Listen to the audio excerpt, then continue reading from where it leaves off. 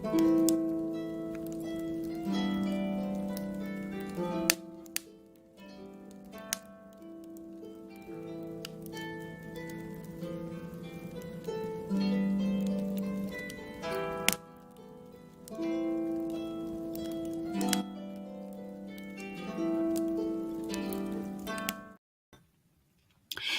Vacorja, Eimear Burke here. Welcome to another Fireside Chat. This is Chat 106, where I'm in conversation with a member of the Order of Bards, Ovates and Druids. So I wish you good morning, good afternoon, good evening, or if you're watching a recording of this session. And as is customary, I begin with a prayer for peace. Gomara Shiakon na fud na crinne, Gomara Shiakon in our Jaili agus in our Jirha, Gonari Lin na Nakuj Garamaka, Gamich Buika Steve, Jea Chwiftika, is Spirit Chwiftika. May peace prevail on earth. May peace prevail in our homes and in our countries. May our missions be accomplished. We thank you, guardian spirits and guardian deities. As the fever of day comes towards twilight, may all that is strained in us come to ease. We pray for all who suffered violence today. May an unexpected serenity surprise them. For those who risk their lives each day for peace, may their hearts glimpse providence at the heart of history. That those who make riches from violence and war might hear in their dreams the cries of the lost. That we might see through our fear of each other a new vision to heal our fatal attraction to aggression. That those who enjoyed the privilege of peace might not forget their tormented brothers and sisters. That the wolf might lie down with the lamb. That our swords be beaten into plowshares. And no hurt or harm be done anywhere along the holy mountain. With thanks to Don O'Donoghue. So let me see where you are. Blessings from Finland, lovely. Penzance, West Cornwall, Wales. Hello, Lyndon, Norfolk Island. I think, is that rain? I see the rain sign. Ardennes, Delaware, Ardnamurchan, cold London, Belgium. It's been dull here in Kilkenny. Cool, but, it's mild Irish weather, really. North Arapaho, Eastern Shoshone Territory, Wyoming, lovely. South London, Washington, Slough. Where else did I see people? Northampton, Edinburgh, Wexford. Oh, lovely. That's not so far from me. Mexico, Edinburgh, cold Madrid, Boston, Colorado. Just wonderful. And somebody else from Finland. And New Orleans, Louisiana, wonderful. Sunny South Wales. That is lovely. Washington State, Prince Edward Island. Great. Love California. Wonderful to see you all. So we are going down to the Southern Hemisphere, to Australia, to Sydney. And let me introduce my guest this evening is Ben Hopkinson. Ben, you are so welcome to this Fireside Chat. Good morning, Eimear. It is nice and early here. And I also just want to quickly begin today's talk with an acknowledgement of country. Here in Australia, it's something we like to do before we gather, before we meet, in acknowledgement and honour of the Indigenous people here in Australia. So I'd like to acknowledge the Gadigal Wangal people upon whose land I join you today. They are the traditional custodians of this land, and I pay my respects to their elders past and present. Thanks, Eimear. Okay. So somebody says, hello, Ben down under. Okay. And then Linda Jones, hi, Ben, long time no see. A long time indeed, Linda. Thanks, COVID. So tell us, just start, you're in Sydney. Tell us about your landscape. I assume, I don't know if you're in the city or in the outskirts. I've never been to Australia. So just tell our viewers and tell me as well what it's like where you're living. This landscape which I'm in is a very urban one. I live in the inner city now. I grew up in the suburbs though, and that area it's once upon a time a lot more spacious, and there were more plains, and it's considered a bit of a valley because it dips into a major river that runs along the Great Blue Mountains called what we call the Nepean River, and that was something that I used to spend a lot of time at, visiting the river, and but now I live in an urban concrete jungle surrounded by parks that have been created by people. But it's fun. It's a lovely area. I've been here probably about 27 years. I've been living in and around the inner cities of Sydney. And are there any places that you would regard as sacred? That, I mean, as a Druid, that calls to you in Sydney? I mean, I know it's an urban environment, but we've had Ricky and we've had Ferdiad from London, and they're always able to find magical places to hold ceremony in the city. How do you manage living in what you said, a concrete jungle? I actually always have considered myself somewhat of an urban druid, and I think finding the magic and the sacred in the most mundane things is something I really enjoy. Walking in and around the back streets of Sydney, my suburb, you find little creatures trying to, establish themselves and persevere in the most unusual of places, like this beautiful little geranium that's cracking through the concrete and just I kind of love that. Yes. life and flowering. That to me is just beautiful. So for me, the parks around me, I love, and maybe they're not as wild and natural as what other people are used to celebrating in. For me, I just love going to those parks, plonking myself underneath a giant turpentine tree, which I've got a few around the corner, a lovely, beautiful native to Australia, and I just have my rituals there. It's very easy. I look a little bit weird, but I love it. It's just another weirdness of Sydney, really. It's not that weird. Well, I mean, this is the conversation for weird. Linda Jones, again, she said she grew up in Balmain, so she knows the inner city well.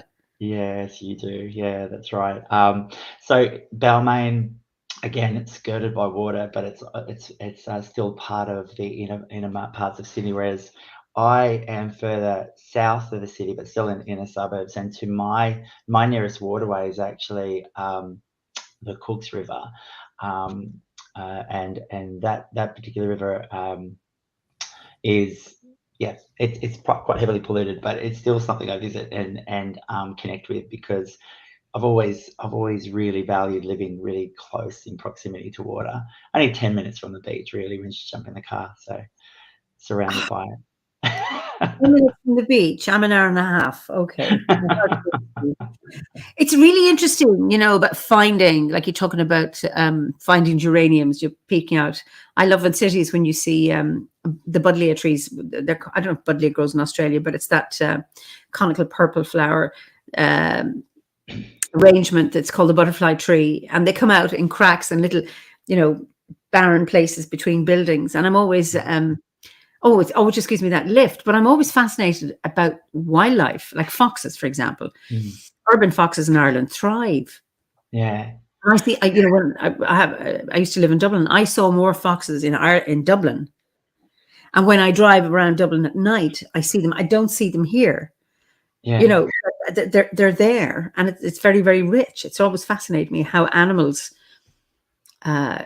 adapt. And you think, well, it's a city, there's not much nature, and it's like, yeah, but the animals live there and they can find it. Find a way. Yeah, they find. And pigeons that once nested on cliffs now nest in buildings. That the modern buildings are buildings in cities are the modern cliffs where birds once lived. Yeah. Well, I actually work when I'm in the office. I work from home mostly these days, but in Chatswood, which is North Sydney, across the other side of the harbour, there is an area called Chatswood. And in my building where I worked, I was arriving at work one day and, trudging through the morning cold. It was winter and it was about 7:30 in the morning. And I look up at the stairwell as I'm about to climb into the lifts, and above the stairwell through the glass, I could see this peregrine falcon just perched there in the morning. And I was only new to Chatswood. I hadn't really worked there long, and I realised then that there was actually a family of peregrine falcons that have lived there for a long time. So it's fascinating how they have found a way to discover how they can also work in that and live in that environment. Because we've got foxes, as you know, they're obviously wild. They're wild now, but they're not native. And we've got there's actually a few around Coogee. So I often go for a walk at night, the beach, and have a bit of a swim. But I was out with some friends, and we saw it at the distance, this little animal, and we thought, oh, cat, okay, cat. Keep walking. As we got closer, this creature didn't move. She was so fascinated with us as much as we were with her. And I realised then it was a fox. It's actually on the coast of Coogee beach, and apparently it's a well-known fox. And there's actually quite a high population of foxes around the coastline of Sydney. I thought they must be keeping the rats under control. Well, indeed, that would be nice. So, Ferdiad says that there's a great opportunity in urban places to explore liminality in urban spaces where the wilder world is creeping in through the cracks and reminding you of all the green magic around us. Yeah. There's that thing, the unseen magic that's there. It's assumed, out in the country in the rural areas, and it's very, very hidden, but still Yeah. present in the urban areas. It's a nice way of looking at being in your concrete jungle. I love it, and I love that idea of liminality in our Druidry as well. We often talk about that liminal time between seasons. They've always been my favourite as well. Samhain has always been that one of those wonderful and moments for me, as has Beltane. I just love the tension, and I love the possibility that they both bring. And so I totally can relate to how you see that kind of tension in those environments, and just like you just get that little thrill, it's of that survival, of that perseverance and courage to sort of pop up and say, yep, still here, I'm here. And it's beautiful. It's a great reminder that it's just a great reminder that it doesn't matter where we are, we can engage and can connect and be part of our environment, even if it isn't ancient forest. It's still part of the environment. It's still living, it's breathing, it's connected, it's all interrelated. It's quite beautiful. Absolutely. So, tell us a little bit about yourself, your background. Yeah. Okay. So it's quite an interesting one, I guess. It's kind of like everybody. You're not bored by your life. That's good. I'm not bored by it. Made plenty of mistakes to keep it interesting, Eimear. Well done. But I actually, as I said, I grew up in the western suburbs and on Darug country, and Darug is a really large area, but it's in the suburbs of Penrith, way out in the western suburbs. And growing up there, it was just wonderful. We had a great life. There was lots of creeks and waters, and they've all been built over now. Unfortunately, they don't exist in the same way. But we used to have bonfires in the local paddocks, and we built golf courses. It was just a great way to find nature and imagination and everything. We spent a great deal of time outdoors. But growing up there, there was definitely a longing for something more. I definitely felt small there. I felt like it was really contained, and I needed to explore. And so education was the way I saw out of that, and went to uni and sort of started a science degree with a intention of being a biochemist, and I thought that was interesting. But I soon discovered I always was torn. I was talking about being liminal. My brain is liminal. I had this draw towards the sciences, and I still do today. But I also had this love of literature, and I always had this love of philosophy. And trying to balance those is so difficult. And then I discovered, I could do a science arts degree. Okay, so I sort of wasted more time at uni doing that. But I discovered through the likes of Dr. Helen Fulton, who's I think over in Wales these days. She was working at Sydney back then. I discovered some of the early Welsh literature, and I discovered Sir. I was calling it Sir Gawain and the Green Knight. Of course, she found it hilarious because I couldn't pronounce it. But Sir Gawain, I fell in love. The Green Knight was perhaps the first book I read of that Middle English or Middle Welsh verse, and sort of I discovered the Mabinogion, and those quickly became regulars in my reading rotation. I just love them, and what that did was it just sort of cracked me open a little bit. It took me in a slightly different direction, and I started studying a lot more philosophy. Sort of meandered through that time at uni, coming away with God knows what, but a lot of information and a huge debt. And so from there, though, I actually got a call at one of my part-time jobs saying, we're looking to recruit people, and there's great travel opportunities. And I thought, oh, wonderful, I can do that. And that actually was the start of a 3.5 year stint in 1999 living in the UK. But by this time, I was living in the UK in 1999, early days, 2002, in Manchester, actually, up in Lancashire district. actually in Bolton. I can say Bolton here because people know where it is, whereas I tell people here Bolton and they have no idea what I'm talking about. But it's in Bolton, and but by that time, I'd already been reading a lot about esoteric magic. I was really interested in Ellen Cannon Reed was one of my early authors I discovered, and I loved her experience with a lot of the Egyptian magical practices, and I had opportunities to do that in my backyard. So I'd go in the backyard and have rituals and sort of try and have an experience of something, trying to connect with something, because I grew up in a very Orthodox Catholic household. We went to church regularly. I loved the ceremony and I loved the ritual. It was beautiful, but everything they stood for just was just opposed to the person I was becoming. So I couldn't see myself staying there. So but I went searching for that, and I went searching for it in other ways. So exploring paganism, exploring Wicca and different witchcraft traditions, magical traditions. A friend of mine was working in a local magical bookshop at the time, so was exposed to all sorts of things. And I had come across Druidry before, and when I've actually got Philip Kagon's Animal Tarot deck. It was one of the first things I bought. Actually, the Animal Oracle cards. It was actually the very first thing I ever bought back in like '96 or something, and I still got it today. Like, it's this wonderful. It's a really robust, really great product. But I fell in love with them instantly, and I held onto those 3 blank cards, ironically, and at the time, and I sort of put Druidry aside because I didn't think Druidry had the excitement that I was looking for in magic. I hadn't connected with it yet, though. That's because I hadn't really explored. I didn't understand it. I thought, I needed this kind of magical kind of experience that was going to be transcendental, and I was looking outward for it. I kept looking outward for all this experience, but went to the UK for a while, met up with quite a few interesting people over there, came home, joined different as a true traditional groups, sort of exploring as a true, wondering what that was about. Found it really homophobic, so I thought, so then you left. Okay. So I left. It's just very different. I don't think it was ever for me at the time.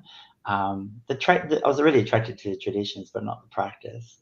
So from there, I kind of made my way through just life, and it sort of separated myself from a magical path for a while. But like everything, why did you do that? Why did what got you to go away from it? I actually became quite disenfranchised. I think one of the experiences I had was really awful. Actually, I won't get into the details, but I had this experience at one of the camps run by the Azatrue Elder Troth, and what I came away with was what this is all about: is power over, and not power with. And for me, that was so challenging. I thought, we don't have power over this. What agency do I have to have power over something else? Whether it's some person, whether it's nature. What makes you think you have the right to have power over me? Like, we should have power with. We should be empowering, not trying to dominate and overcome other people's agency. So I found that really challenging, and it sent me in the opposite direction. I thought, I just can't find a group for me. I just can't find where I fit. So I'll, in my heart, I was still a pagan. I still practiced paganism. I still considered myself a pagan, but I never was part of anything at that time.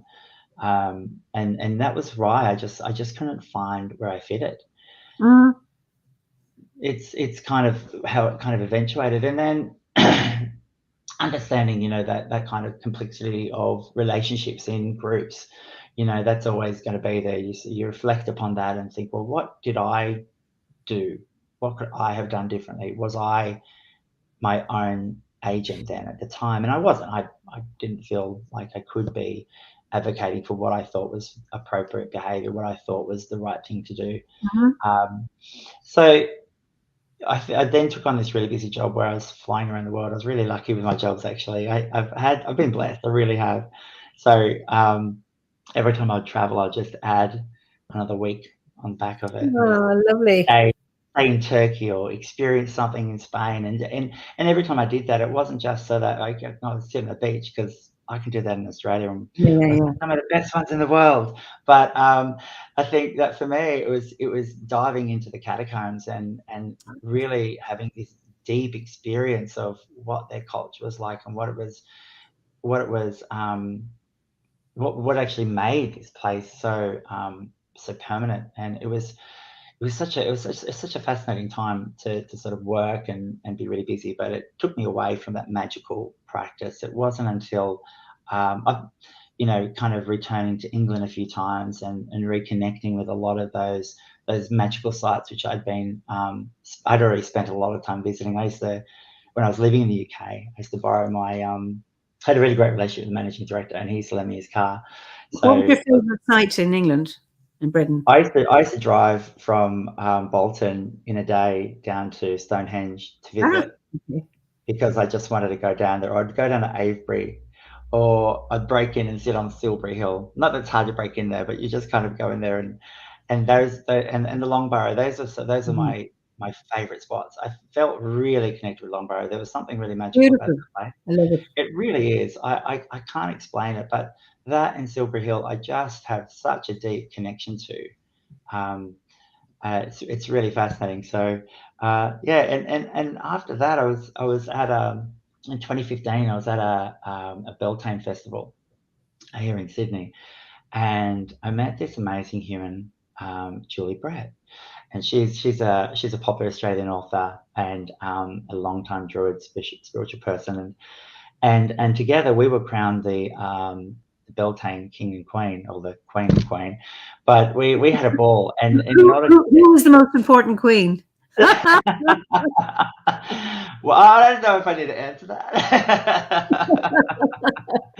But in order to qualify for the King and Queen, we had to go through tests, and we had to, Oh, okay. yeah, we had What kind of competitions. tests? What kind of So tests? there was an axe throwing competition, and there was a dance for, and there was a dancing competition for fire, and then for earth we had to there was earth, air, fire, and water, and for earth there was this molding exercise where you had to make a structure the tallest out of clay. Naturally, it became very phallic, but it was really tall, and it was a winner. And then combined, we became the king and queen. And she was talking about Georgery, and it was such a wonderful conversation. And she thought, you should really look into it. And that's when I discovered OBOD for the Ah, good. real first time. I hadn't, and learning about it at that point in my life, I just came to it at the right time. That's when I needed to discover Georgery. Beautiful. And being in Australia, how um and there was a question earlier from Simon, in terms of the Aboriginal tribal areas, but how have you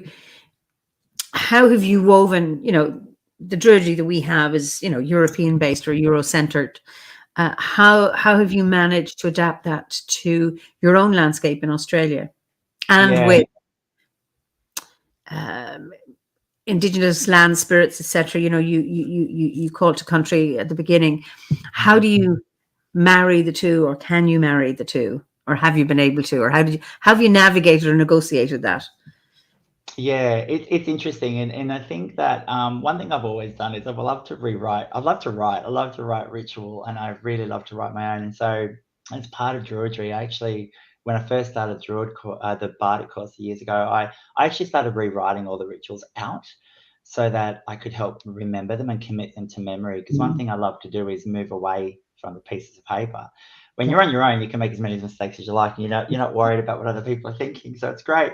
But what I did in order to work on land, work on country, because as I said, we love to acknowledge country, and so the first thing I'd do, depending on where I was going, was I would work out which country I was visiting, because for those of you who are unaware, Australia isn't just one Indigenous nation. There are hundreds of Indigenous nations, and so you could be crossing into other countries or other lands, throughout the circle of the year quite easily. And so the first thing I did was always work out where I was going, whose land I was going to be on, and also learn a bit more about the trauma of that land. Is it appropriate to have a ritual on a site that's been a site of a massacre? And you have to, like, for me, that was really important. I felt like I can't go to a place that had been a site of a massacre and then call to the spirits of the land. I didn't feel I could do that. But since then, it's worked a bit differently over the years as I've got to know some local elders and talk about what is an appropriate way to enter country. And one of the things, that you also know the land, but helped me change my language a little bit about ritual. So instead of calling to anything, I honor it now. So I honor the spirits of the land. I honor the elements. I honor the places that I visit. And so just changing that language, I'm not calling in. I've never really called in anything per se. But it's kind of like it's an extension of that acknowledgement to honor the place where you are at, um, and to, in for want of a better description, read the room. Does it feel right to ritual there? Because sometimes if you are listening to the land, you can sometimes pick up on that tension. And if it's there, if you don't feel comfortable, perhaps you need to move on and find somewhere else. And another really big important part of going on country, or trying to embed some of that law into your own practice, is knowing whether this is a sacred site that men can even visit, regardless of what your sexuality is.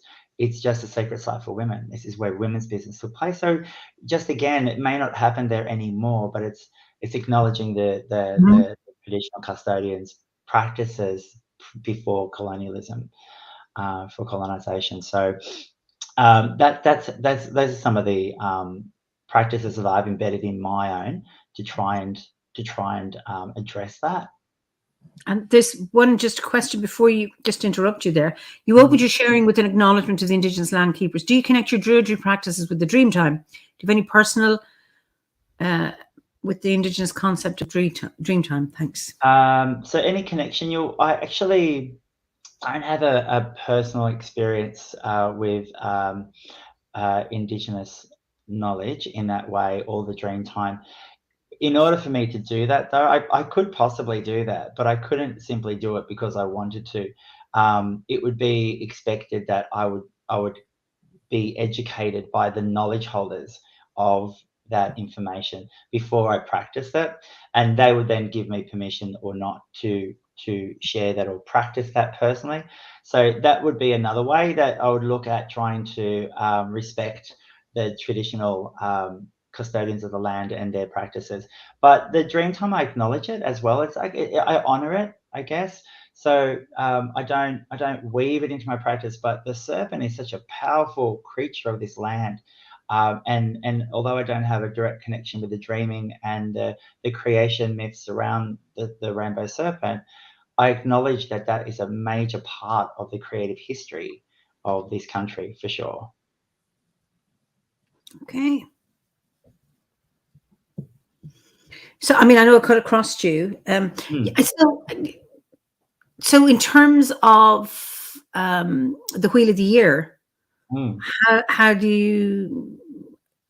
And it's not just the Wheel of the Year, because obviously things are the other way around to what they are in the Northern Hemisphere, but in terms of archetypes, gatekeepers, all of that, how do you practice your Druidry?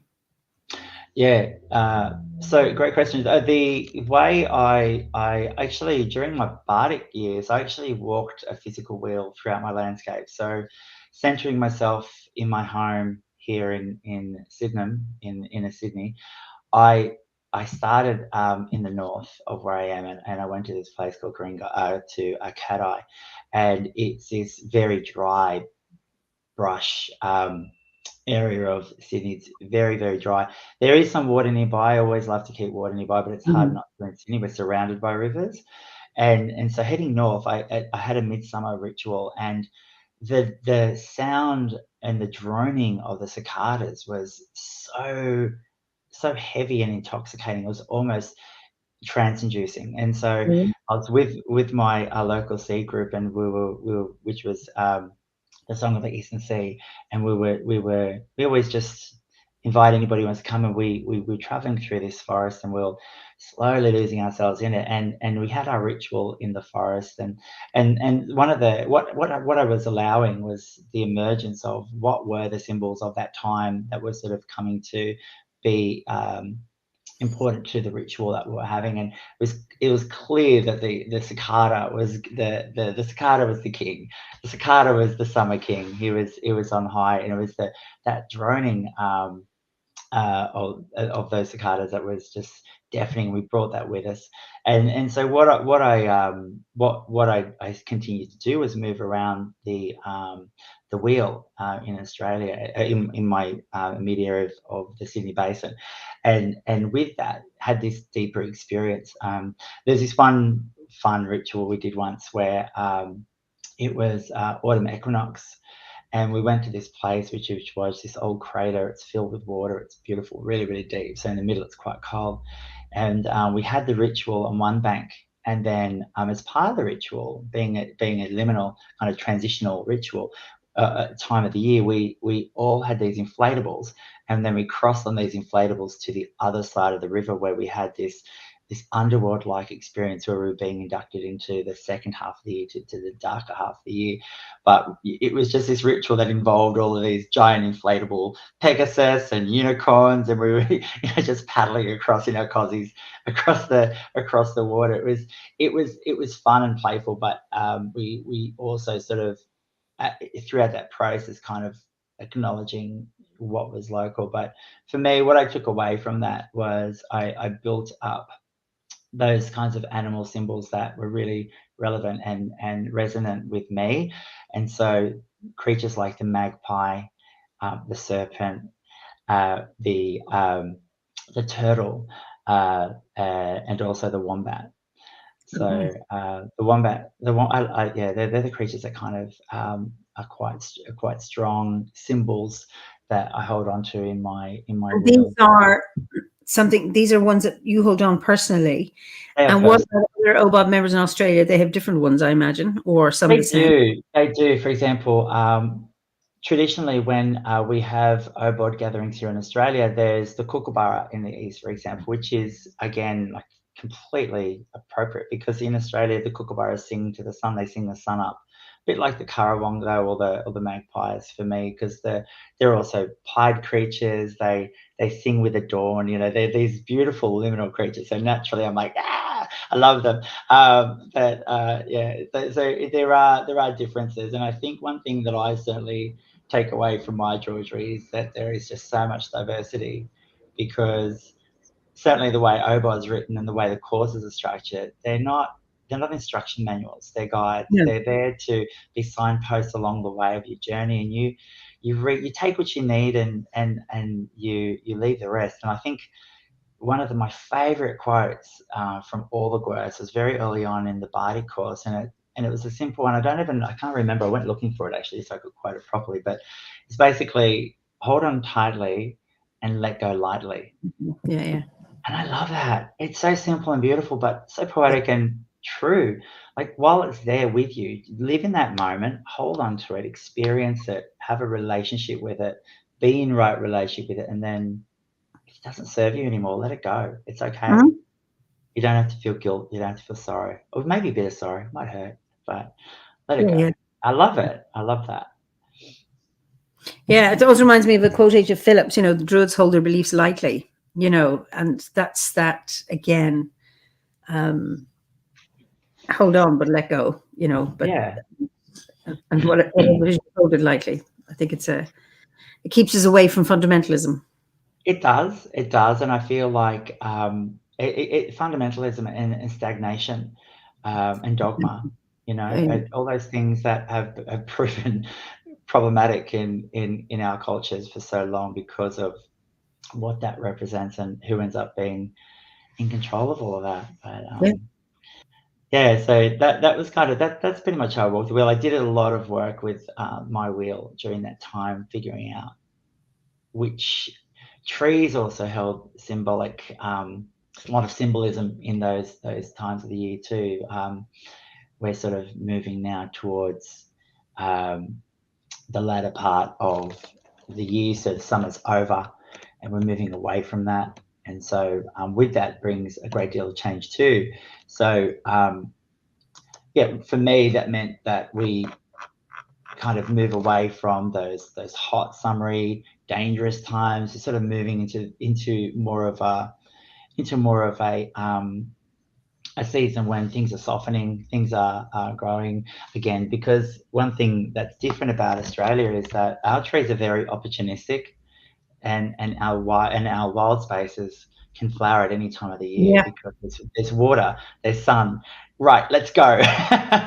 You don't know when that's going to be around. We might be in a drought for 7 years, so let's go.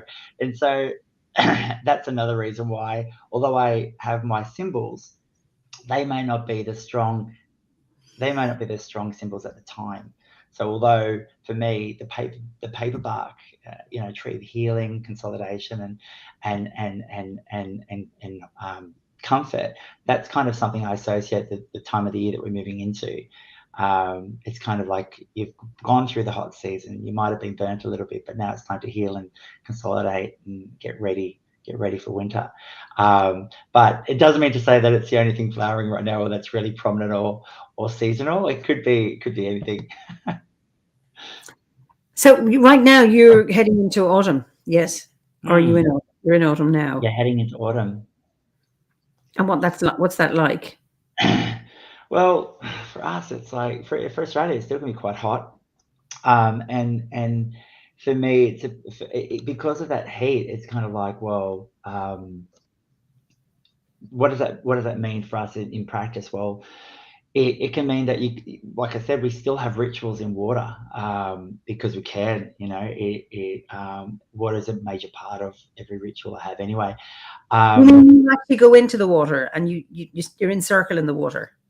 Yeah, I really enjoy like that. Up to your ankles, or are you kind of submerged? I mean, obviously not over your head, but not necessarily during ritual, but part of the ritual. It might be that you just have a bit of a swim afterwards, or it might be that you're kind of wading through water to get there, or something like that. Yeah.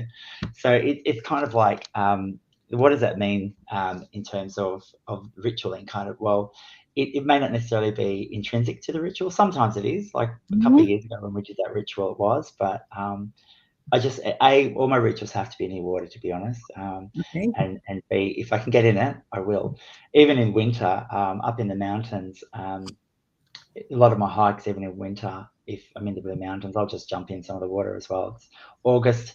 Here in August, that means that the water's probably about 10 degrees. So just jumping in. It's freezing. It's freezing. It's freezing. It's so cold. That's 10 degrees all the time in Ireland. I know, not quite, but that's about 10 yeah, to you guys, it's like, yeah, what are you talking about? It's fine. It's like, oh my God. You don't know what cold is. Gabriella, you're a merman. Yeah, thank you. I think I am a bit, actually. Being near water or in water is really important. David has another question. Have you travelled up north into Queensland? That seems like a really magical and beautiful place. Yeah, I have, and it truly is. One thing I love about traveling around Australia is just observing that tension between nature and the way that we can move through it. And Queensland's just another example of, the further north you get, the more dangerous it becomes. So, the further north you get crocodiles, and then you get the bite. Okay. Yeah, and more things that bite, and more things. So the tension increases, but it makes it so much more rewarding, because as you're moving through that tension, you're experiencing this really beautiful landscape, this ancient forest that Linda. Yes, it is. But it's not dangerous in the sense that something's going to jump out and kill you in a second. No, it isn't. I'm talking about when you're way up far north and you're wandering into the Daintree. Actually, some of the most dangerous things in the Daintree are probably the cassowaries. So steer What clear of do the they cassowaries. do? They peck you, or what do they do? Yeah, and they claw you. They Oh, can be really? quite. They can be quite territorial. Okay. Cassowaries don't move very far. They actually stay in very small locations, and so Okay. they'll often fight for territory. But then once they've got their territory, they like to guard it quite staunchly. So yeah, it is a very magical place up north. I have spent some time up there, not too much because I'm a ginger and Oh, in it's here. hot enough Oh, here in God. Sydney, let alone up north. I actually prefer going south to Tasmania, and although it can get really hot there too, Tasmania is just magical. That is a truly magical place for me. I love it. Okay. Brilliant, brilliant. Ben has a question. Ben Stimson, this is an interesting one. Did your relationship to water change when you spent time in England versus Australia? Interesting. Did it change? For me, I felt like I didn't have as much access to it. So yeah, it did change in that way. I felt like I didn't have access to the water as much as I did, or as I do living here in Australia. And because although there's water all around you, you can't really jump in it. You know, you can't just jump into the canals, or you can probably, but it's probably not good for your health to do that. It, my relationship very much is an immersive one. I like to interact with it. And so I felt like I could interact with the water less up there. But being close to the Lakes District in the north and Lancashire, Mm. a stunning area, and I loved visiting the Lakes District.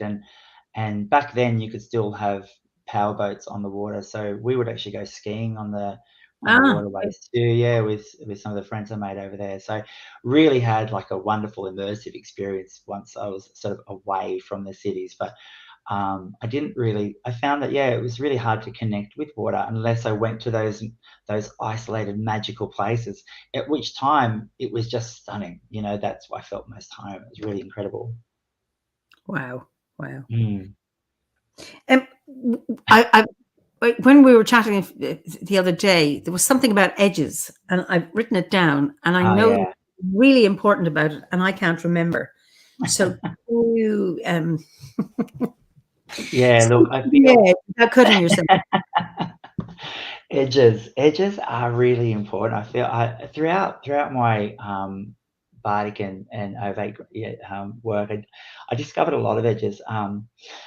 Looking at the talking about the bardic grade with a lot of people who have previous experience with magical traditions, they didn't find it as challenging. They found it quite familiar, and that's great. Of course, it is. A lot of it is information we might have come across before, but that doesn't mean you can't have a deep sensory experience with it, and it can't be cracked open again. Because certainly working with reclaiming traditions, that's something they do all the time. They revisit this all the time. They rework it, and so for me, the Bardic tradition and the Ovate tradition, they're the same. You kind of have to really crack yourself open and look deeper into what am I really doing here?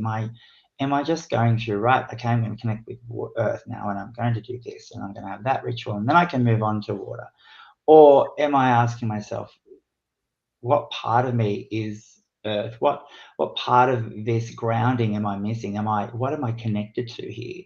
And really start revisiting what are all those connections, and that's when you start discovering those edges. Because when you start looking deeper, I find that I then start discovering those areas that I'm avoiding, those things I don't Mm. want to go near because they're spiky and they hurt and they make me deal with stuff. And I don't want to deal with stuff. But you do. You get in there and you get a bit mucky. And I actually was having a conversation with Julie once, and it was it was early in the course, the body course, and I was saying, I just don't feel like I'm connecting with this. I'm not sure if I'm getting it. And just talking with her, just like having a conversation. I'm like, yeah, I don't think I. But then I'm like, oh, but then, and oh, I get it now. I understand I understand this now. I'm finally, the penny's dropping. So that it was that moment where I realized actually I had to really start lifting the hood. This isn't something that you can superficially. For me, I wasn't able to superficially experience this. I had to start again. Like I just pretend I didn't know anything and come in with this again, and that was a real big edge in itself because you know I was already was it late 30s by that stage, and I thought I knew it. I thought I knew everything, and you start unpacking that part of yourself that thinks that they're so confident and that they've got so much worked out already. And you think you actually don't. You've got so much to still do, and it's not something you'll ever fix. You just keep doing it. You keep working Mhm. at it.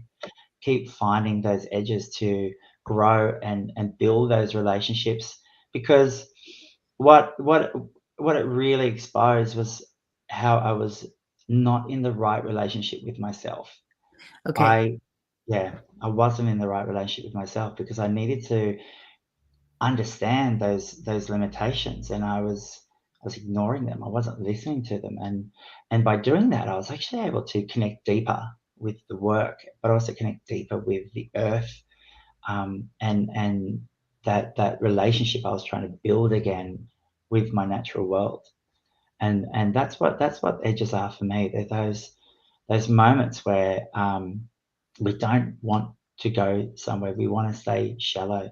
Um, and in fact, actually, I was working with water once, and I had this experience where I was looking at this body of water, and I was having this experience, and I had all these wonderful revelations. And I was speaking to my tutor, and she said,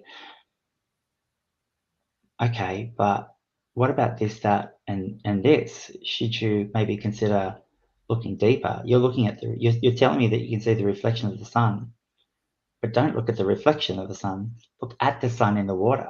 And I thought, "Oh, what do you mean?" And then she said, "Go deeper. The sun is in the water, like the fire is in there. Get in there, get in there." I'm like, here I am thinking I'm doing the work and I'm still not quite there yet, you know? I've got to get deeper. Like it really took a lot of work to crack that open because I was so afraid of letting go. And what it all meant was control. That was a major edge. Mhm. And letting go of that control over what I know, what I feel, what I understand, just awakened me to new experience, ready to take on new knowledge and about myself and about the world around me. There's a lot of that still going Oh, on. brilliant. So you're talking about the bardic grade, and I know you're a poet. Would you like to share some of your poetry? I know our viewers always love some bardic offerings. Yeah, I don't know which one I was thinking about that. What one I might share. One of the things I wrote once was it was a moment of inspiration. I wrote a song to Gwyn Apney, and it was Oh, and I wrote it to the tune of Mercedes Benz by Janis Joplin. okay. But I won't sing that now. That's perhaps for a different fireside chat when I'm sitting beside you next time. But Okay, well, thank you for that. but this other one I wrote following a lunar star actually, and it was this beautiful magical location north of Sydney that I wrote this about, and I've just got it here, so I'll read this one for you. Can you Um, sing uh, it? so it's called A Can Seed can Anew. can you sing it? Can I sing? I could sing the other one if you like. It's Yeah, I mean, I'm hearing song, song, song. There's a few people would like, I think, some oh, singing. okay, okay. Put up with my croaky voice. Side note, it actually is World Pride here in Sydney, and this is coming to the end of 2 weeks of celebration, celebrating queer LGBTQIA Okay. plus life, and so it's been a journey on its own. But right now, I'll sing with my croaky voice. I probably sound more like Janis Joplin as it is Oh, actually. good. All right. So this is for Gwyn. So, oh Gwen, won't you remind me of what winter brings? My friends light Yule candles for new beginnings. Bright sun of autumn from where our wind springs. Oh Gwen, won't you remind me of what winter brings? Oh Gwen, is that Domach in the distance I see here? His howl is so haunting, his presence grows near. Your loyal companion, the hunter of deer. Oh, Gwyn, is that door mark in the distance I hear? Oh, Gwyn, take me riding with the host of noon, the faithful of legend, the tribes of the moon. The wild hunt is calling, all souls hear your tune. So, Gwyn, take me riding with the host of noon. Oh, Gwyn, spring approaches and the end of your reign. The time of great battles and the fires of Beltane. The author has named it, no victor, none slain. For Gwyn, spring approaches and the end of your reign. Hey, beautiful, beautiful. You've got a few comments already, so Yeah. It was that was a fun. It was one of those moments where I was just like, oh, I had this moment of inspiration, and just 10 minutes later, I had these weird little tunes written out. And it was during a time when during my obey grade, I spent a lot of time exploring the Mabinogion in particular, but also the first branch in particular. I was just fascinated by this transgression that took place, and so I was really involved in the story of Gwen and Noon, and sort of the underworld, and that connection with having to pay penance, and what was so transgressive about that action that required that year and a day. It was so fascinating. So I went down this path where I spent a lot of time looking at the various legends and stories about it, and discovered that there was this wonderful tension between Gwyn and his sovereignty over the dark time of the year. will you tell the story? Because there'll be a lot of people who don't know the story. About a summary about Gwyn, and Okay, yeah. So it actually is in the first branch where Bran he's hunting, and he comes across a deer that's already been taken by another hunter, and he sets his dogs upon it, and he thinks that he's going to claim this deer, but this deer actually isn't like every other deer. It's a white deer with red ears, and those are signs and symbols of Anun and the underworld. And another hunter comes into the scene, and he introduces himself, and he's not called Gwyn at the time, but it's a conflated understanding that this person is the lord of the underworld, and for his transgression, for his slight against Gwyn, he has to serve a year and a day in the kingdom of Anun, and slay Gwyn's enemy in this battle before his penance is done. And in that time, he will assume Bran's role as lord, and rule his kingdom, but he won't sleep with his wife, and he'll treat people fairly, and so he does that, and that takes place, and he emerges from the underworld, having to discover that his lands are prosperous, they've been well taken care of, but he had also slain Gwyn's enemy. But in other stories, there's fights where Gwydys is another member of the host of Arthur, and there was a battle over a woman, and I'm not going to say her name because I always butcher it. It sounds like it's Bradleyette, or perhaps you can correct me. Bladawed, is it? You mean the flower? Yeah, I always say it wrong because it sounds so much like Bladawed. Bladawed. Yeah, and so they every year they have this seasonal battle for their struggle culminates into a seasonal battle where Gwydion, who's supposed to represent the sun, and Gwyn, who represents the dark end of the year, battle, but Arthur calls it, and there's other things that happen, but in the end, no one really wins, and so the battle was never really resolved, and so it's almost as if it's this kind of seasonal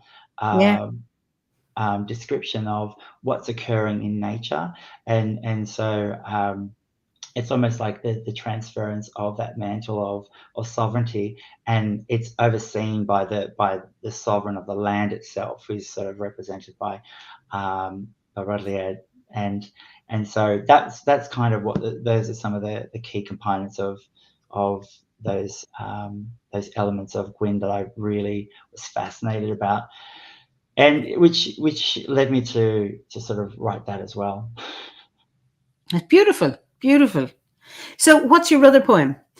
I've got this other one which so I wrote one about the king of the birds as well, but I think I'll share this one. I think it's about the bush. Okay. And so it's called A Seed Anew. It started with a gumnut wedged between stone and wood, fallen from a great height from where its mother stood. She was a great queen on high, her vantage proud and tall, which made the fated gumnut's journey an even greater fall. But fall from grace was not its fate, for wonders ceased not that day, when the fated gumnut fell upon a bed of rot and decay. 'Twas not a bad thing for a pod, nestled in ripened soil and sand, for soul rested high upon Skyrim, enforced midsummer's hand. Resting in an ancient song, played by a serpent in the north, the little seed grew parched and bare, and from the pod shot forth.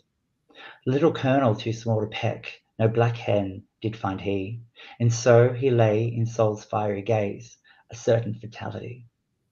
But the ferns did sway and gently sigh, and the sun was laid to rest, and with a choral song the heavens broke, and drenched seed's bracken nest.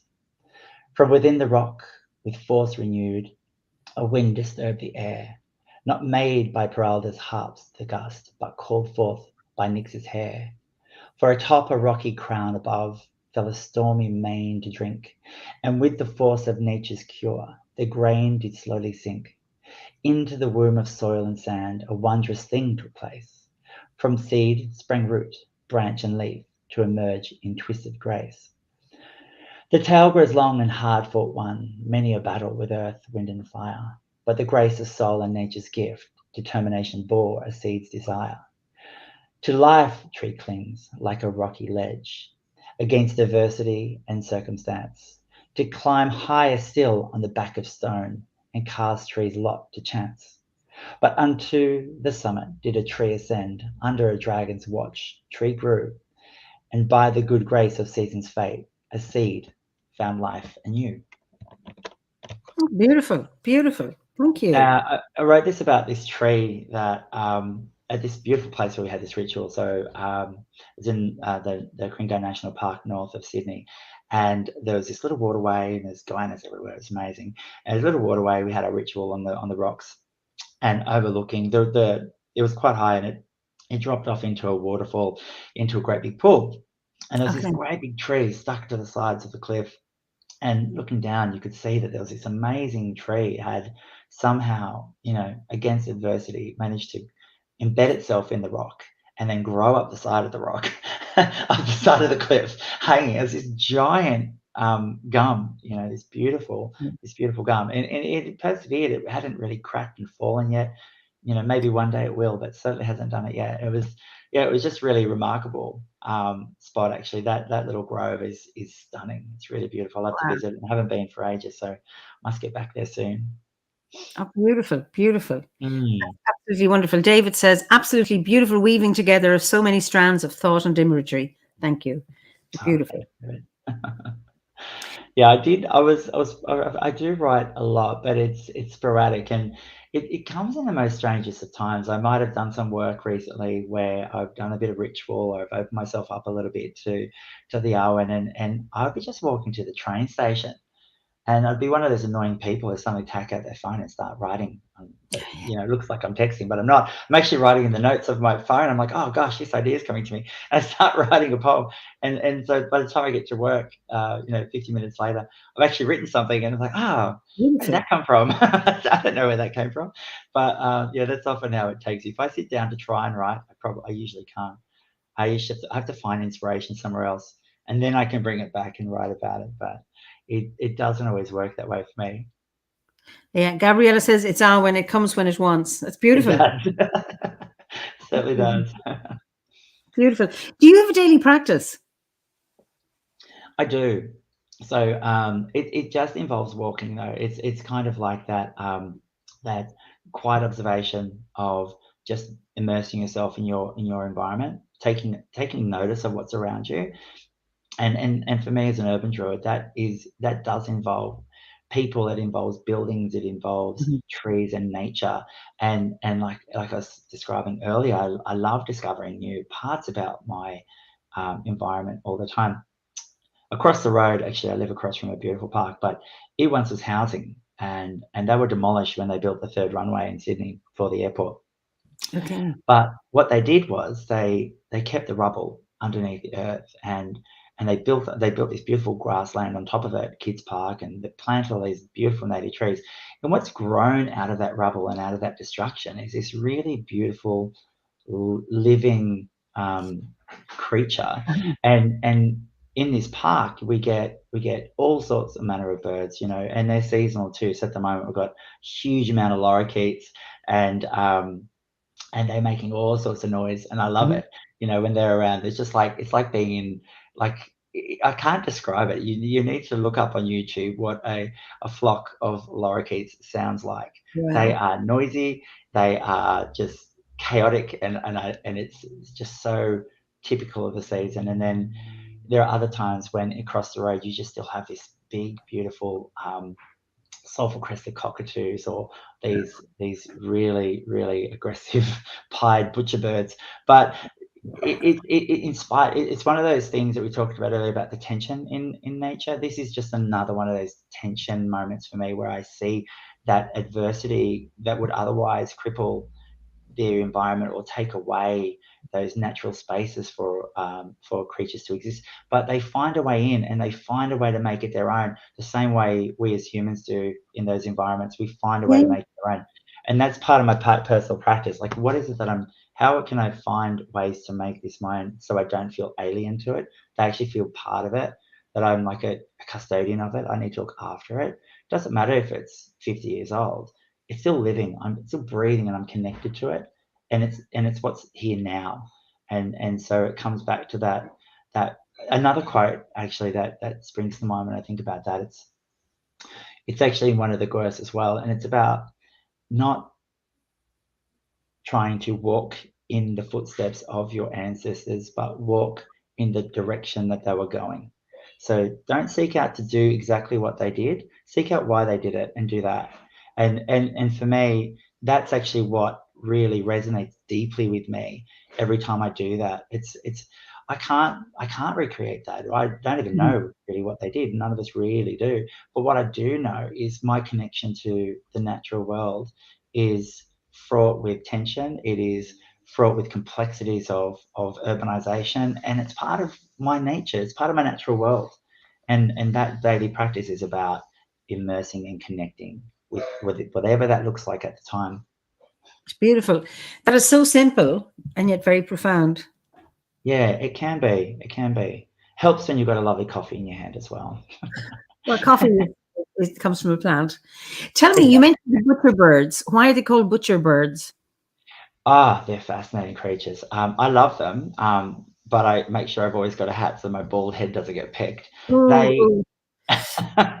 They oh. they're known to create a larder, a meat larder in the tree, in a way, as a way to attract mates. So often they'll kill other birds and skewer them on branches and collect their kills, and set up this great big feast, so they can say, look at how what a great hunter I am. I can provide for your babies. And then he, does his business and then takes off again, never to look back. But they create this larder of meat, for to attract a mate. They're very interesting. they're interesting, and they're beautiful birds as well, and have the most magical song. They're really beautiful to listen to, um, but they're also quite vicious during breeding season. They are vicious. Yeah, Wow. So they could even take a bit of your head if you hadn't it covered and I put it will on a try. sword and say, have a little bit of Ben. Nice and shiny, yeah. There's a question: are butcher birds shrikes, or are those different? Shrikes. I'm not familiar with shrikes. They're probably They're different. a I know. type of kingfisher. Okay. Yeah, they're related to the kingfisher. Mm. Okay. Beautiful, beautiful. So, has there been a time when, since you've, I suppose, taken your first step on the Druid path, that it has supported you, with an issue or Yeah. Oh, yeah. challenge? I found that one thing we talk about a lot is synchronicity, and I found that throughout my Druid path, there was a lot of synchronicity. And at the end of my Bardic grade, I went to the UK for a bit of a pilgrimage, for want of a better word, and it was around September, and I wasn't sure whether I was going to go because my father was dying, and I was really afraid that he might die when I was gone. Okay. But I spoke to him about it, and he said, "No, you go. It'll be fine. And if it happens, it happens. You know it's happening. It's been happening for a few years now. You'll be okay." So I went, and I had these wonderful experiences, and I actually spent the dawn of the autumn equinox, crossing, intersecting with our spring equinox back home, Mhm. on top of Silver Hill, watching the sunrise, and it's just such a beautiful experience. There's a group at the bottom of the hill, sort of in the distance somewhere, they were drumming the sun, and it was just beautiful. It was really nice. It was this crisp air. It was really lovely and fresh, and I just had that moment, realized that it was something that I was ready for. I was ready for his passing. I just felt like what I'd been working through, being so connected and grounded in the spaces that I was in, and that time of my life where I was, it just really it just settled in me the knowledge that I was ready to take on that. But I was also at the edges of whether or not to proceed with the ovate grade at the time, because like 2017, I thought, I'll think about it. And then when I went there, and I thought, no, you're ready for this. And when I came home, a few weeks later, he passed away, and it was moving. It was beautiful, like being part of something like that. We don't get to be part of death like that. It's very rare. It's usually quick. We're not prepared. We're not usually there. But to be there when someone breathes their last breath, it's powerful. It's really I know. powerful. Yeah. And I felt like those deepening experiences with my Druidry allowed me to really build up that resilience, to build up that awareness and understanding and comfort with acknowledging death, and just witnessing it. That it allowed me then to face something else that I've been looking at, and that was my desire to change careers and finally do something that was health focused. And so, towards the end of the year, I started my ovate grade, and as part of that, my Druid focus for my ovate grade was another degree in nursing. So I Hmm. started the nursing degree in 2018, which I finished last year, and it was I was, I considered it part of my ovate work, and there was obviously again that synchronicity in what was happening in my life, what had been happening in my druidry had been preparing me for this next stage, and I've always felt like ovate was always going to be about a healing path for me. It was never going to be although divination was a big part of what I practiced as part of that ovate grade, but really was about healing. And for me, I went into nursing because I actually want to be a specialist in end of life care. And again, talk about synchronicity.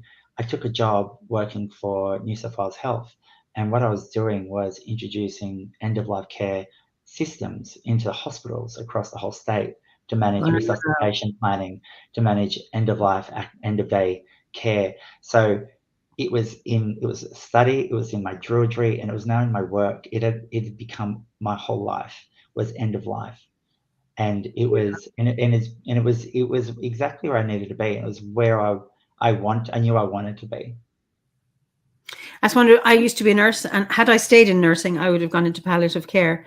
And I was with both my father and my husband when they passed, and both beautiful experiences, and just wonderful to be there to witness it.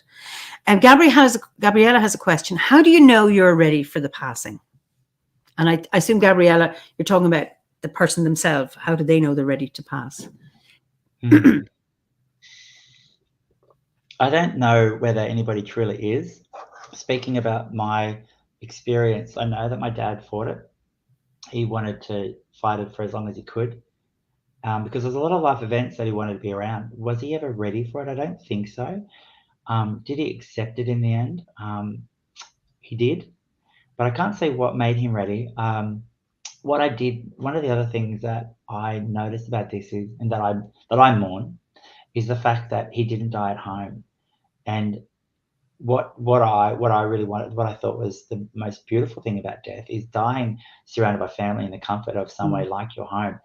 And it's so hard to do it because we don't have our lives not set up that way. But being spiritual people, being connected with nature and being connected with ourselves, I really saw that as being fundamental to the way we should experience death, as a natural part of our life. And so being ready isn't as important as being where you need to be to die. We don't always have control over that, but if we could, if we know we're dying and we have some control over that, that's what I was really drawn to. And that's where I think being ready might not be the right question for me. For me, it's more about, is it where you want to be? Have you prepared your world around you for it? I think that we had, and the answer is yes. We were ready for it. I don't know if he was ever ready for it. It's interesting, I think, and I know this from Howard and I in our experience, we always talked about death from the beginning of our relationship, and, talked about what we wanted, etc. And that evolved, as we became druids, etc. He got a terminal diagnosis. He had pancreatic cancer. So we knew the outcome was never going to be good. But the decision was to live as fully as he could for as long as he could. And he published 2 books in his last 6 weeks. Now, he was physically, he passed at home. He was laid out in this room just behind me. We had here. But so I looked after him physically because he wasn't able to do anything for himself. But psychologically, he was just so strong. But he had made a decision at the beginning of the end, when he first had to go into hospital, that phase that he was so well for a long time, at the beginning of the end, that when his pain at one point was being badly managed, and he said, they do the rating scale, and he said it's a 10, and if it goes any higher, I want to die. So we knew that for him, once the pain got too much. But the morning he passed, he was writing a paper on rock carvings in Scotland, and then something ruptured, and we said go. A few days beforehand, he was a bit upset about something, and I said, you want to go? He said, I'm not going yet. He didn't fight it. He said, I'm weaving my way, and I'll stay until I've had enough. And then I think something ruptured, and he'd had enough, and he was, needing too much pain relief. So we said go, and he did, and he was very lucky. He didn't die in pain, and he was not at all afraid at all. And there's something so beautiful about that, just being able to surround yourself with your family, your loved ones, in the comfort of your home. That's actually one of the motivators for me too. I thought there's something so natural about this, that it's something that would have happened all the time once upon a time. Why have we moved away from this? Why have we taken that away from ourselves to have this shared experience? It's because it's quite a beautiful one. I think it's like a hang up from some of the Victorian inherited suspicions around death and health and safety, but it's kind of we've evolved beyond that again. So bringing it back home again, it seems so natural. We have it here, so there are palliative home care teams, all around Ireland, and if people are, if their families are able to take care of them at home, there's and I was, so being a nurse, and my sister helped as well. We were able to do that, and we were able to manage his pain. That was it. So if it's possible, people tend to choose it. Julia says, my dad's funeral was today. He was in his 90s, but died suddenly and unexpectedly. So I'm still processing myself.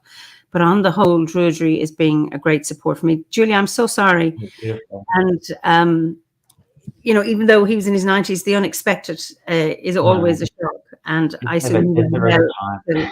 Yeah. Yeah, and that's one of the tragedies of death, I guess.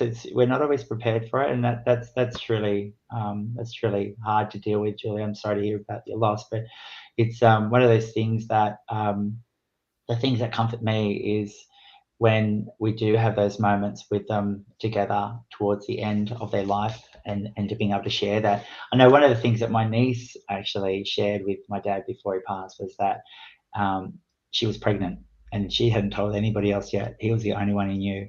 And apparently he had a bit of a smile. He could still acknowledge that. It was beautiful, like that connection with family, that continuity of those threads that bind us all together. We're still present and still able to share that love. And those are some of the other the reasons why I think changing our perspectives on death, and certainly how OVAT has really helped me do that too. Changing those perspectives on death and my relationship with death and my connection with my ancestors really helped deal with some of that emotional baggage and again, finding that edge, because I didn't grieve straight away. I kind of internalized, compartmentalized, and didn't let myself grieve yet. And then all of a sudden, come Samhain, I just exploded. Yeah, it did. It hit me because I was like, you're doing it again. You gotta let it in. You can't control everything. You gotta let it go. Yeah, so true. And Sandy says, I truly believe death should be talked about openly and not swept under the carpet, especially in childhood. Absolutely. I think if we can have that, there's nothing to be afraid of. And I know my son, he talked about death when he was about 3. We had conversations about that, and he wasn't frightened of it, and he understood the permanence of death because my cousin died, and he had that sense from which is unusual. But I think having conversations that the earlier you have the conversation, then when it comes, it's not so frightening. Yeah, really, really true. It's and I have a experience at the moment where a girlfriend's mother is refusing care, and she's only 65, but she's refusing care, and she's ready to go if that is the inevitable outcome of her current circumstances, and it is. Unfortunately, she's most likely going to develop sepsis and pass. But the thing is, it's about also it's really opened up so many interesting conversations about our relationship with death, particularly about voluntary death, and how we support people who want to choose to do that, even if it's not something we might personally think is an action someone should take, but respecting people's agency to have control over their circumstances when they're ill. It's a fascinating area, and just holding space for people in that way. Druid has really helped me understand, just as a person who is more, what is the relationship that I need to have with this experience in order to make it about somebody else, and able to just hold that space, to stand back and just create this container where they can truly have sovereignty and agency over their own decisions of their life, their bodies. And although it's a really big conversation, it's something that I'm kind of dealing with again now. There's something new for me to work through, and it's interesting. It's like having spent the last 5 years studying OVAT, studying nursing, bringing together the science with my own understanding of what that means through that magical practice, has really just changed so much about me. I'm about to actually move as well. I'm moving to Broken Hill, and for anybody, well, most of you will be unfamiliar with the geography, I guess, but it's basically that way west, 1,300 kilometers. It's as far away from any city as you could possibly get. It's in the middle of the desert, but it's also a really interesting rural, remote country hospital practice, which is heavily involved with Indigenous health, and again, older population, and you're dealing with people spread out across a massive geographical location. So again, just I'm really excited to be bringing now to practice all this learning and education, and bringing that together in Broken Hill. And it's interesting, and because you've done the work, that you not being afraid of death or dying can be with somebody. Because I think if professionals themselves are in denial about death, and often you say medicine and nursing is your job is to cure and to save lives, and that often death is seen as a failure, and that's a very hard place to hold that space for somebody who is going. I think it's a great. I have some friends who are in palliative care, and we had a conversation the other day. You know, you assume. I know when hard, when there was nothing more that could be done. The euphemism was, "Well, we're dealing with quality of life now," which I knew is, you're on your way out. There's no hope for you. You imagine that what somebody has is very disabled as a result of their illness, like they can't do anything for themselves, so they're not able to walk, or they're paralyzed, and that maybe the quality of life is very poor. Wouldn't they be better off if they had if they could go? I'm not suggesting euthanizing them, but just. And my friend was saying that she always thought that, and then she's come across so many people who their zest for life, they still wanted to live. And I don't know that it was that they were afraid of dying, but for them, even lying on a bed, not being able to move, they still had a very rich internal world. And that sustained them. And I think, part of our Druidry is about actually developing our inner world. And when we have that it helps us navigate, the constraints on our physical bodies or whatever as we get older. It really does. And I actually think that's also something that I bring to a lot of the practice that I've been undergoing with a lot of my clinical placements is actually not just the patient's own in a world and what that conversation might be for them, but also for me, internalizing as a clinician, what does it mean for me to be here, to be a healer? What in myself, what is actually going, am I calm in my head? Am I panicked? Am I creating the right environment inside myself in order to be a successful clinician?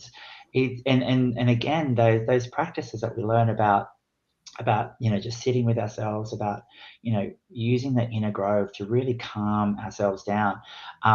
I've actually had people say to me that you've always been really calm and being able to just be really present with these moments. And I think the Druidry and the practices around it really help me do that, because I can help not so much compartmentalize, because it's not the right word. It's more about allowing myself to just make space within myself to allow this in.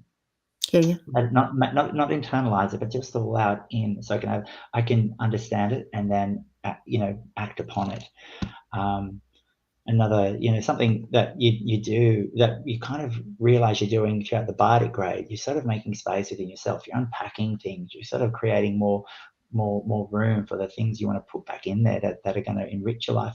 But there's a part of that remains open, so that we're constantly able to bring in these new experiences, whether we let them out again or we hold on a piece of them. That's our own judgment that does that. But that space, I feel like that we kind of can create and open up in, settle in, allows us to sort of work better in those types of environments. I've really found that it's allowed me to work through those moments that have been really difficult a lot easier. Like, there was one patient, she deteriorated so quickly. I was on a 2-week placement. The beginning of the placement, we were having conversations. She was calling my name. By the second day, she knew who I was. But by the end of that week, she couldn't talk anymore. She recognized me still. But I came back after the weekend on the Monday, and she could barely open her eyes, and she didn't know who I was anymore. And then by the end of that week, she passed away. And we were just managing a pain that last week. And she had come to die. We knew she was passing away, but for me, I had no experience of it. But just allowing the witnessing and the holding of that space, I think that process that I'd undergone through the ovate journey had allowed me to really just have a much more comfortable, Mhm. settled experience of what I was seeing through this person's eyes. Wow. Mm. Stephanie says, my dad died during the COVID pandemic. These fireside chats and Druidry in general really helped me get through each day. The openness and compassion within this community makes a big difference. Thank you for saying that, Stephanie. And I mean, that is one of the things that sustained me in my own grief as well. Having Druidry and having a community, a Druidic community to support me, and it still does. So I'm glad that that's been your experience as well. Mm. And Yeah. Carmen has a question. Eimear, has Howard ever got in touch with you or sent you a sign that he's okay? I know he's okay. He's come to me. Yes, a number of times. Yeah. And there was something okay, someone said that maybe this is for you. May you comment on any experiences with family members seeing certain animals after the death of loved ones? Would you suggest that they appear as comfort guides from the animal world? Well, birds came to me. Howard told me his spirit would be with the birds, as well as trees, mountains, and seas. But yes, I've had that. But do you want to comment on that, It's Ben? interesting. My dad was never a massive animals fan. I think we had pets because we wanted pets, not because he did. Yeah. But my dad was also a carpenter, and he taught me so much about wood and about trees, and but he saw them from a different perspective. And what he taught me about them was how the grains run through the wood and how you should cut wood in a particular way based on the way the grains are running and what that means if there's knots and things like that. Like taught me about the structure. And so now what I find my dad in the knots of wood, and I find him talking to me through grains, and immediately when I see something beautiful, grain that's finished, it's polished, it's beautiful, I think of him instantly. I see him, um, and during my bardic grade, again, I just had this feeling I wanted to start doing some woodworking, and sure enough, through that I did, and I made a table, and he loved it so much. I made a mallet, and one of the first things he made as a carpenter was a mallet, and of course, the first thing I made as my woodworking class was a mallet, and it's like I'm so connected to him through that now. It Beautiful. may seem really trivial, but it's something that's connecting me ancestrally to him, and so it's now on my morning shrine where he there's a photo of him, his mallet's there, um, and some of the other bits and pieces. But yeah, it's interesting. Not animals, but in other ways, wood. That's lovely. Pagan Jester says, the same day that my grandfather died, a magpie came and pecked at my window. The magpie was my grandfather's favorite bird. So when my mother called me, I already knew. That is so beautiful. I know Howard had an interest when he was in school and he was 14 in hoverflies, and he did an interview with the BBC, and he was known as Hoverfly Howard. And when I was doing the eulogy at the funeral, we had a druidic ceremony in the grove just out here in the garden. And that was part of the eulogy. And when he's buried in the graveyard just next door, so when I was about to read one of his poems just at the graveside, and there was a hoverfly here, just flying right by my face, and everybody said, "There's Howard." It was just beautiful, just beautiful. Yeah. Yeah, And I magpies are know, very special to me as well, Pagan, Jester, I think it is, yeah. yeah, I actually had a really interesting experience with a magpie very early on in my bardic grade where I was walking around Sydney Park with my dog, and I came across this magpie, and it was being beaten up by a bunch of starlings. And so I was horrified, and naturally I should have left it alone, but I just felt compelled to help this little creature. And sure enough, he couldn't fly yet. It was just a juvenile, very young, fallen out of its nest. And I thought I won't interfere. Nature will be what will be. And every day though, I thought I'll come back and I'll check on my little magpie. And sure enough, over time, this magpie managed to scavenge its way through life, and one day I saw that he flew, and it would come up to me. It would come up to me by that point because I was friendly to it, and every now and then I'd give it a little bit of food. But one day when I was in the park, he flew up. It flew up and sat on this branch and just looked over and just started singing. And I thought, oh my God, he's found his voice. He's made beautiful. it. He got his voice. He made it. And I just recorded him then. It just started. He just came right up to me, just started singing, and you know, it wasn't a message like what you experienced, Peggy Jester, but certainly for me, it was a message of some other description. It was just kind of like this awareness of acknowledgement. It's like I'm here and I made it. You know, almost like thank you for witnessing my journey, because you know, I was there the whole time, and it was really a powerful moment. And I've always been connected to magpies, but that just made it even stronger. Yeah. Oh, that's beautiful, beautiful. Yeah, I know we have birds, you know, robins, and so many people say, "Oh, that's my grandmother." Yeah, in my family, we believe that the robin comes or to visit either. For some, like I have one friend, as you know, if a robin comes, a bird, particularly robins come in, oh, there's panic that, oh, someone's going to die, where as if it's bad luck rather than it's news. Yeah. And then, Yeah. I mean, if somebody died for every time a bird came in, somebody died, I'd have nobody left. But so Well, that doesn't mean that they're going. yeah, I think it's English where the willy wagtail. You shouldn't gossip in front of a willy wagtail because they'll spread your secrets. Is that? I don't know if it's English or not, but certainly locally, the willy wagtails have a different connotation here. There, in some of the in certainly around where I am, Indigenous law says that willy wagtails in fact are messengers from the other world as well. They have an ancestral connection. Whereas I grew up thinking, don't tell your secrets to a willy wagtail because they'll tell the world. We had a very different. I don't know. Well, I I'm not don't sure know. where that came from. I'm going to look that up. I know for travelers here, you know, Indigenous travelers, that the wagtail is a very important bird as well. So it's interesting. Pagan Jester says, if my memory serves, magpies are almost as intelligent as ravens. If you count them, they'll register your face, and sometimes even their children will know you. Well, they're corvids, I suppose. They're I assume they are, and I know jackdaws certainly will. We're also corvids. They'll smaller birds, but they'll certainly remember. And if you've ever harmed any of them, they will not so much tell your secrets, but they will go down the line and they'll tell everybody that you harmed one, and you can be mobbed. So Yeah, we've got the Indian miners around here that do that. Do you get Indian miners? I'm not sure if you get Indian miners, but they have the same mentality. Indian myna birds, is it? Indian miner bird, yeah. No. Or the noisy miner bird is an indigenous, a native species. But they're mobsters as well. You harm one, you harm them all. They'll remember. Yeah, Ricky says corvids hold grudges, and as a community. Okay. Yes, that's right, Ricky. Good to see you. Yeah, I mean, Carbon, you say that you have a robin that comes every day, but perhaps it's waiting for the bread we put out. But Pat Booker, she says some corvids can, within limits, mimic human words.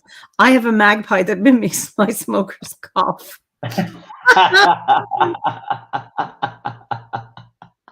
That's brilliant. Yeah, that's brilliant, Pat. Well, I'd let's love to talk do of that. birds. I really would. I really would. I thought we'll always talk of birds. I can quickly share another poem if you like about the king of the birds. Now, this is based on the story about how the wren became the king of the birds through trickery, and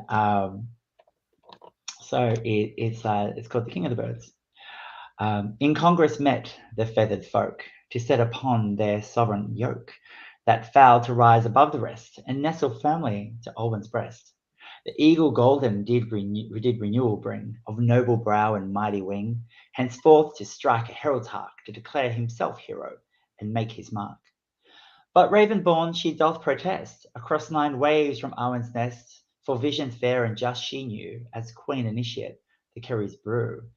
How now, the owl thought, what a lark, for he saw best in shade and dark, wisdom in silence would he bring, a mature and most insightful king. The swan in grace and slender frame silently watched the princely game, but knew within her heart sang bright a queen's discerning in gentle might. But little wren, not of courtly stature, sought to unseat the path so he can capture the oath of kingship his wain to test, and hid in eagle's feathery nest. A darkened cloud turned day to night, as all manner of bird folk took to flight, to determine by might of feathered wing, who shall be fair to rule as queen or king. The nobles of air bore one by one the fairer fowl, their flight undone, but eagle rose, peerless to them all, and declared him hero, proud and tall. But the princely race was not yet done. From golden feather rose the cunning one, and little wren rose up for all to see. He was to rule in their humility. That's brilliant. Beautiful. Absolutely. Wrens are so beautiful. I have nesting wrens here in my garden. They're just beautiful. Yeah, we've got some really interesting, colourful ones. The fairy wrens here is really, really pretty. So it's interesting because there's a few comments on birds that I want to share, but you've gone from the element of water into air quite nicely with the bird stories. We did we? Did we? So Sandy Coombs, Sandy's in Tintagel. As the circle is being unwound after a Druid memorial service, the starlings made a heart-shaped murmuration around the circle before going to roost. It was a heartwarming reassurance after the tragedy of a young person's death. That sounds absolutely beautiful. And David Jones says, we had a corvid mimic a squeaky toy to perfection. And then Gabriella says, I've seen a video of a corvid imitating and making fun of a hawk. I know I've lots of starlings, and they make all sorts of, they're great mimics. They mimic other birds. And you think, oh, they're chaffinches. No, they're no chaffinches. Oh, they're the starlings. Great mimics this one. And then somebody says one on Instagram that called Molly that barks like a dog. It just, I'm always the intelligence of corvids. I know there was crows were watched that there was a bit of water in a Coke bottle, and it was too low down for the crow to get to it, so it kept putting pebbles in it to raise the water and could get it. And in Japan, there was another one, a video of they were watching a vending machine. And so people drop coins. There's always coins dropping in. So they would pick the coins. And they learned how much money needed to go in to get whatever sweet was. And they were watched doing this. Watching. I mean, obviously, this would have been over months and months and months or weeks and weeks. I don't know how long. But gathering, because they do gather shiny things, and working out, watching people, how much they would need to put in to get whatever the chocolate bar was or whatever it is they wanted. I don't know if they were actually choosing, I want this bar over that bar, or I'll have whatever's in that shiny packet, whatever. That looked nice in the nest. Absolutely, just brilliant. Yeah. So, what would you say has been your greatest achievement? The thing that you're most proud of. I think that's a big question, but I think it has been my work with my nursing degree. I think going back to study as an adult is always a challenge, no matter whether it's postgrad or new degrees, and trying to work full time while doing that is challenging, and it requires so much sacrifice. And I think that's what as a mature student you're willing to make, and you understand, because you understand more about what sacrifice means. You understand what it means to go without, and you understand what it means to be fully accountable for those decisions. And so for me, I felt like I prepared myself emotionally and spiritually for change. And so now physically it was time to prepare for that change. So I started putting into action changes in the way I worked in order to support being able to study, like doing 10 hours a day for 4 days. So I still work a full week and get paid, but take a full day off so I can study and write assignments over the weekend. But it was the choices I was making. I understood what that meant. I understood what the sacrifice was going to be. And I think that was probably getting through that and just quietly doing very well academically was something that was such a relief and such a reward in itself, that I felt like, you know what, you did it. You've just gone through so much. But also, I think COVID really helped, being at home. But in spite of that, in spite of COVID, in spite of being locked down, in spite of being able to go on placements, in spite of, having to do all this work done remote, we all had to change so dramatically. I think that was probably the biggest achievement, to date in my life. It was so significant, such a massive change. Well done. And is it that beauty, that what's worth your effort, and the pain and all of that you say the outcome is worth it, it. And I think as a mature person, you're hungry for that. You are, and you're yeah. willing to persist with it regardless. Yeah. Yeah, and it's one of those challenging moments too, I think, when you're talking about people in your life as well. We take people on different journeys as they come into our lives, but it's coming back to you can't hold on to those relationships too tightly. You can't hold on to these moments of struggle too tightly. And even with my studies, I thought, I can't hold on to this too tightly.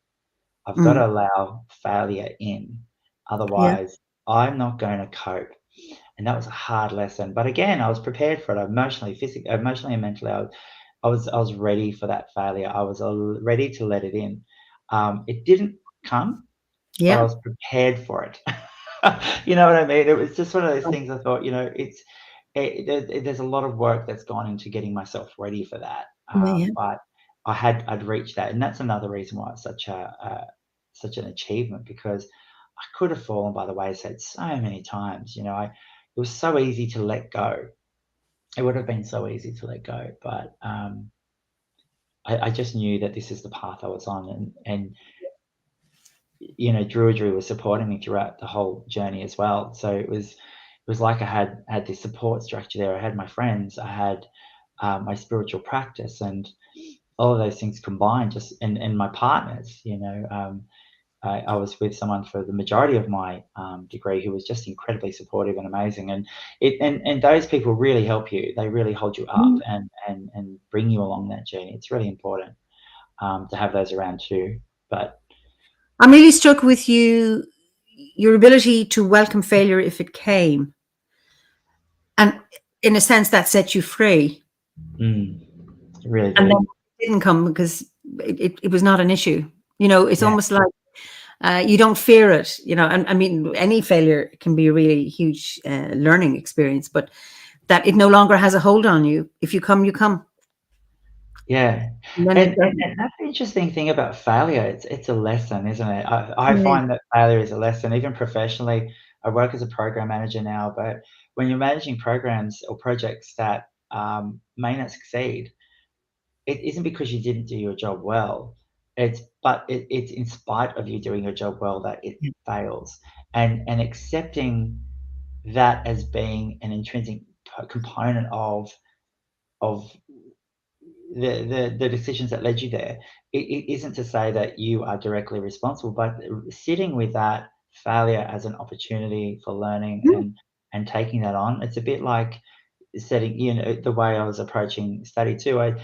I people often, within my professional life, people ask me, what is it about project management that you think is the most important thing? And I said, you have to be ready to fail. Because if you are not ready to fail, you'll either work yourself to death, you'll hold everything yourself responsible for everything, and you won't delegate well, like you won't operate well. And so, because you want to control everything, and being someone who was dealing with a lot of control issues, I understood that was my biggest lesson, and that for me now is something I try and share with other people. And that's the same with that, and that all comes down to me building a better relationship with failure, because until I could allow myself to fail, I was anxious. I had, couldn't Yeah. sleep at night. I had all these problems because it was driving me crazy. It was driving me to be sick, and so that to me was probably the greatest lesson there. But yeah, it's something that I've Wonderful. really carried with me. It's beautiful. What's the most reckless thing you've ever done?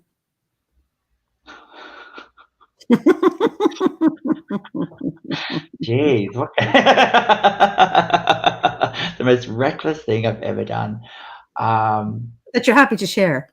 Happy to share. Okay, I don't know if it's reckless, but it's certainly whimsical. I was Okay. traveling around the UK with a friend who was visiting me while I was living there, and we got to London, and we'd been in London for a few days, and we're sitting in a cafe after having a big night. I'm like, oh gosh, my head, oh, I drank too much, oh, it's terrible.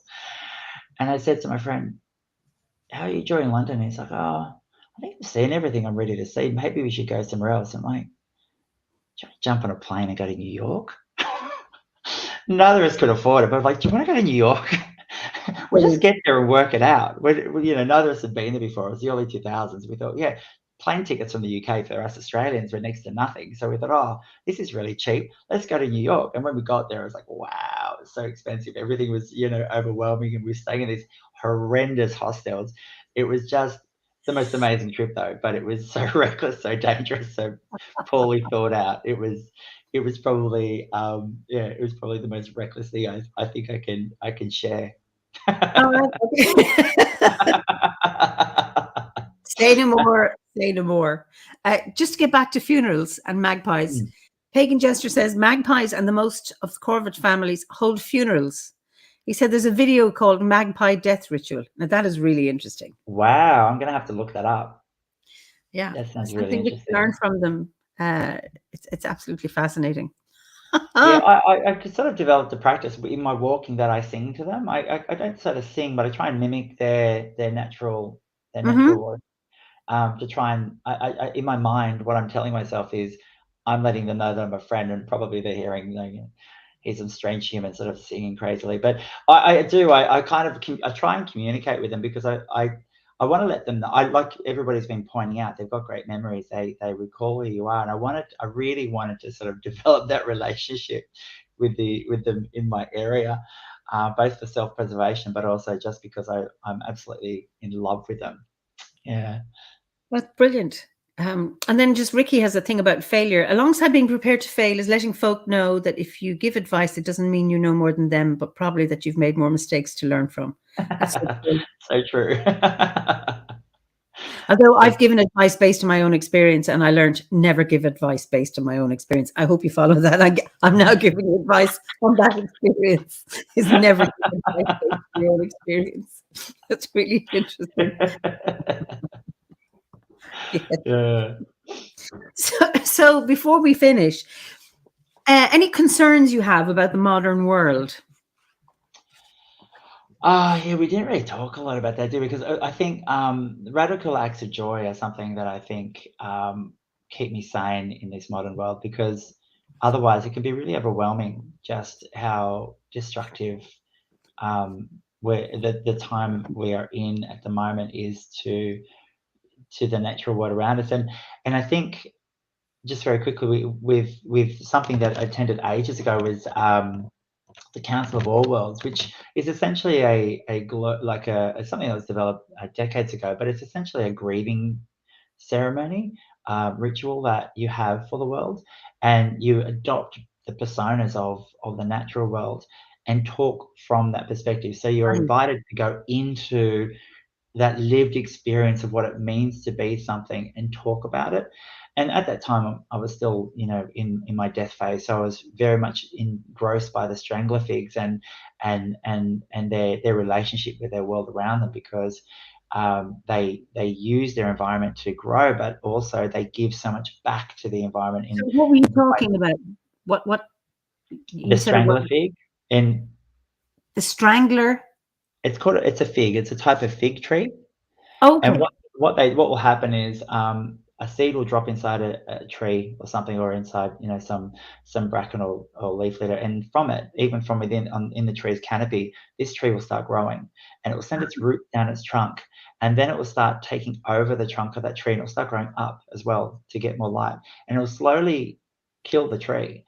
And what's left in its place is this piece of art that has grown up and around this trunk. But in doing so, that trunk, then that dead tree becomes then this process of renewal, so much life is given back to the earth, and so although they are destructive, they're also life-giving, and they're also preserving in the way that they contribute to that cycle of renewal and breakdown and growth. But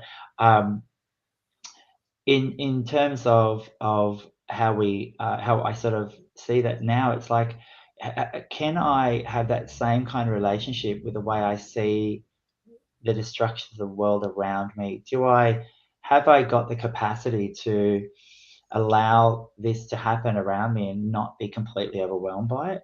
And Australia's got some of the fastest rates of extinction globally. We've got massive deforestation going on. It's overwhelming, and then on top of that, we've got fires that just burn everything down to the ground and destroy everything in their path. And so it becomes really adversarial in that way. But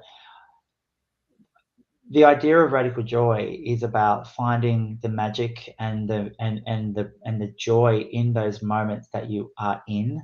And for me, there are so many things that concern me, and they can be so overwhelming, and we can focus on those if we wanted to, and we should be focusing on them to a degree, but not to the point where they overwhelm us. Instead, I feel like I try and keep them at bay by trying to find those moments of joy in them now, in the moment, in there's radical moments where you're walking down a footpath and you see, like you said, you see that little sprout popping through the concrete, and just lifts your heart a little bit. I think there's so much there to be concerned about. That, to me, is how I balance it. Have you read Trevi Johnson's book, Radical Joy for Hard I love Times? it. I love it. I love Trevi I'm going to Johnson's have book. a chat with her, a Zoom chat, 2 weeks' time. So Oh, really? Oh, fantastic. Yeah. I can't wait to watch that. She's been an inspiration. I listened to her podcast.